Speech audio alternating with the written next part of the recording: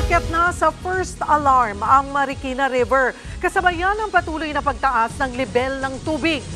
Live mula sa Marikina, nasa frontline ng balitang yan, si Brian Basa. Brian, pinapalikas na ba ang mga residente dyan? Sa pilitan na Cheryl ang paglilikas doon sa mga barangay na bahain. 4 na barangay yan na i-pinoint out o yung binanggit ni Marikina Mayor Marcy Chodoro. Pero sa ibang bahagi o sa natitirang bahagi ng Marikina City, ready to evacuate na dapat ang mga residente dahil nga first alarm na ang Marikina River.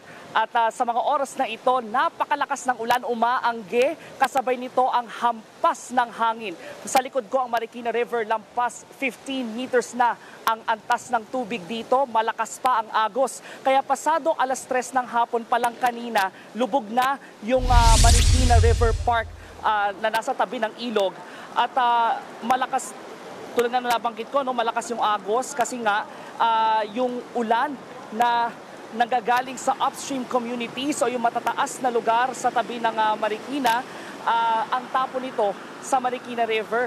Kaya dito ang talagang daloy nito at ito yung nagdudulot ng pag-apaw ng tubig, yung pagbaha dito sa lungsod.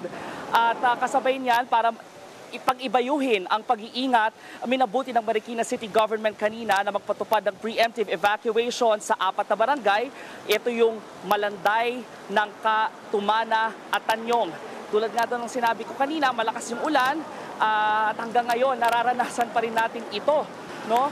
Kaya bilang paghahanda rin sa pagtanggap sa mga magsisilikas, dinoble na ng Marikina City Government ang bilang ng evacuation centers. Higit 50 na ito sa buong lungsod at round the clock ang pagbabantay ng ating mga otoridad.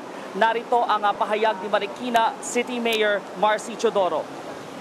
Napakalawak ng sakop ng bagyong Christine. Ito yung kakaibahan tulad dun sa mga nakaraang bagyong dumaan dito. Maaring malakas, ngunit nakatutok lamang. Maaring mahinang ulan, umaambon lamang pero napakalakas ng agos ng tubig. Ibig sabihin, nanggagaling ito sa upstream communities.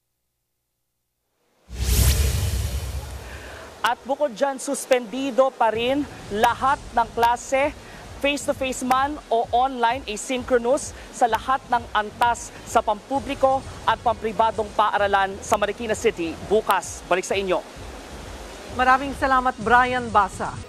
Mga kapatid, Cheryl Cosim po, huwag maging huli at maging una sa lahat sa balitaan. Para sa tuloy-tuloy na talakayan sa Frontline, mag-follow at mag-subscribe sa social media pages ng News 5.